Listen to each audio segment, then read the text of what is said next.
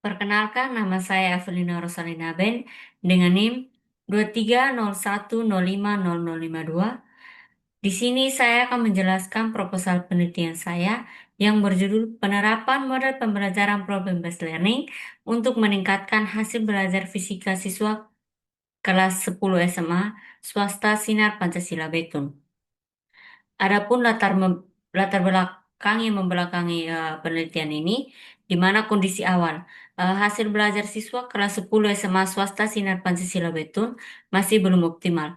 Sebagian besar disebabkan oleh metode pengajaran tradisional yang berfokus pada guru. Permasalahannya itu tujuan pembelajaran, motivasi, dan hasil belajar siswa belum sepenuhnya tercapai. Solusi yang diusulkan adalah model pembelajaran berbasis masalah atau problem-based learning atau PBL, menawarkan pendekatan efektif yang mendorong partisipasi aktif, berpikir kritis, dan pemecahan masalah dunia nyata. Rumusan masalahnya itu yang pertama, bagaimana penerapan model PBL di kelas 10 SMA Sinar Pancasila Betul. Yang kedua, adakah perbedaan signifikan hasil belajar siswa sebelum dan sesudah penerapan PBL? Yang ketiga, apa saja faktor pendukung dan penghambat pelaksanaan PBL? Tujuan penelitian ini adalah yang pertama, mendeskripsikan implementasi model PBL di kelas 10. Yang kedua, menganalisis perbedaan hasil belajar siswa sebelum dan sesudah penerapan PBL. Yang ketiga, mengidentifikasi faktor-faktor pendukung dan penghambat implementasi PBL. Manfaat dari penelitian ini adalah yang pertama itu manfaat teoritis. Di dalamnya itu yang pertama meningkatkan wawasan tentang efektivitas PBL, yang kedua menyediakan dasar teoritis untuk penelitian mendatang. Berikutnya manfaat praktis.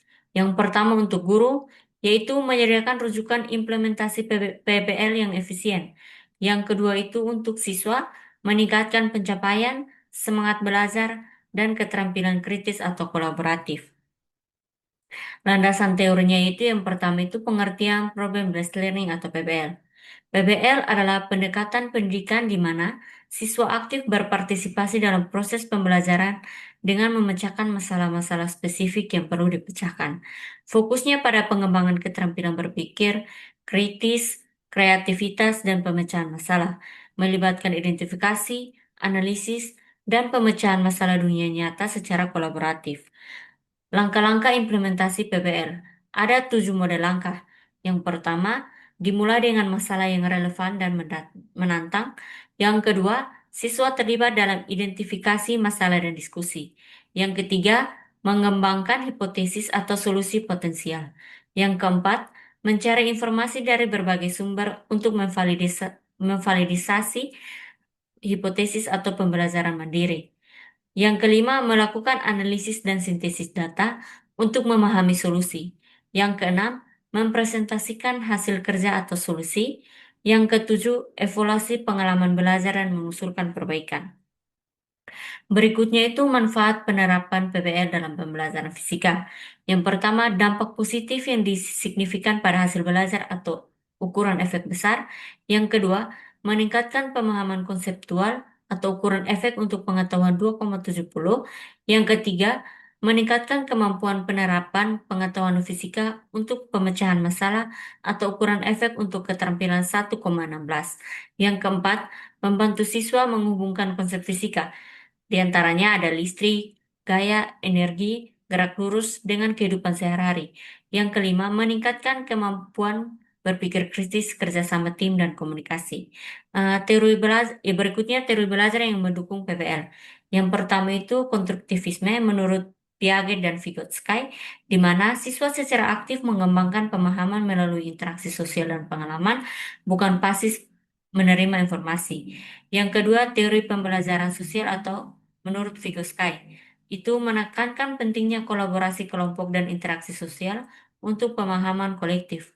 Yang ketiga, teori pembelajaran aktif, di mana siswa terlibat dalam aktivitas kognitif kompleks, di antaranya analisis, sintesis, dan evaluasi masalah. Kelebihan dan kendala PBL dalam konteks SMA. Yang pertama itu aspek kelebihan di mana ada kognitif, afektif, dan sosial. Yang pertama kognitif, itu mengembangkan keterampilan analisis, sintesis, dan evaluasi. Yang kedua, efektif, meningkatkan motivasi, kepercayaan diri, dan ketekunan siswa. Yang ketiga, sosial, meningkatkan keterampilan kerja tim, komunikasi, dan kepemimpinan. Yang kedua adalah kendala. Yang pertama adalah proses membutuhkan waktu lebih lama dibandingkan metode konvensional. Yang kedua, sejumlah siswa yang terbiasa dengan pembelajaran pasif mungkin kurang minat atau butuh bimbingan guru. Yang ketiga, efektivitas koordinasi kelompok besar dan peran guru sebagai fasilitator dapat berdampak negatif atau butuh manajemen efektif. Yang berikutnya metode penelitian. Jenis penelitian yang dilakukan adalah penelitian tindakan kelas atau PTK, di mana penelitian yang berfokus pada kelas bertujuan untuk meningkatkan hasil kerja, menggunakan pendekatan siklus berulang. Lokasi dan waktu penelitian, lokasinya berada di SMA swasta Sinar Pancasila Betun. Alasan saya memilih lokasi ini adalah mudah diakses dan penasihat fisik dapat memberikan bantuan informasi. Waktunya itu semester ganjil tahun ajaran 2026, 2025-2026, mulai September hingga Desember 2025. Subjek penelitiannya itu siswa kelas 11 SMA swasta Sinar Pancasila Betun. Teknik pengumpulan data yang pertama pengamatan atau observasi, di mana mengamati aktivitas siswa selama proses pembelajaran. Yang kedua, tes formatif, mengadakan tes setelah pembelajaran untuk mengevaluasi hasil belajar siswa. Fokus penelitiannya itu yang pertama hasil belajar, di mana perubahan perilaku atau pengetahuan dan keterampilan yang dinyatakan dalam nilai atau skor khusus pada materi teori kinetik gas. Yang kedua, model pembelajaran PBL. Pendekatan yang memusatkan proses belajar pada pemecahan masalah teknik yang relevan dengan kehidupan nyata. Instrumen penilaiannya itu ada 4, di mana ada silabus, modul ajar, lembar kerja peserta didik atau LKPD, dan tes formatif. Penelitian ini merupakan rencana tindakan dengan metode PTK yang berulang atau siklus. Ada 4 tahap dalam PTK ini. Yang pertama perencanaan, di mana menyusun modul pembelajaran PBL, LKPD untuk tugas kelompok, dan soal-soal tes formatif atau di dalamnya terdapat materi teori kinetik gas. Yang kedua pelaksanaan, menerapkan rencana tindakan oleh guru atau menggunakan pendekatan kooperatif tipe START dalam 6 tahap, di mana penyampaian tujuan, pembentukan kelompok, presentasi guru, aktivitas tim, kuis atau evaluasi, dan penghargaan. Yang ketiga, pengamatan, di mana mengamati perilaku siswa atau mengajukan pertanyaan, diskusi kelompok, dan aktivitas guru, di mana respon, bantuan, pemeriksaan hasil kerja. Yang keempat adalah refleksi, di mana menganalisis hasil observasi untuk menilai kelemahan atau kekuatan dan menentukan apakah tindakan perlu diulang atau direvisi untuk siklus berikutnya.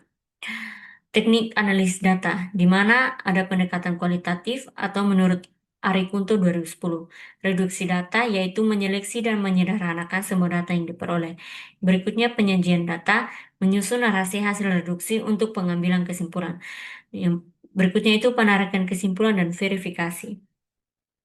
Statistik sederhana untuk mengukur. Yang pertama, nilai per indikator, di mana N sama dengan skor perolehan per indikatoran per skor maksimum per indikatoran dikali 100. Yang kedua, presentasi ketuntasan hasil belajar, di mana P sama dengan sigma siswa yang tuntas belajar per sigma siswa dikali 100%. Indikator keberhasilan, di mana ada individu di mana siswa telah mencapai kriteria ketuntasan minimal KKM yang ditetapkan oleh siswa SMA swasta Sinar Pancasila Betun. Yang kedua adalah kelompok, di mana kelas disebut tuntas jika telah mencapai KKM yang telah ditetapkan. Sekian dari presentasi saya, terima kasih.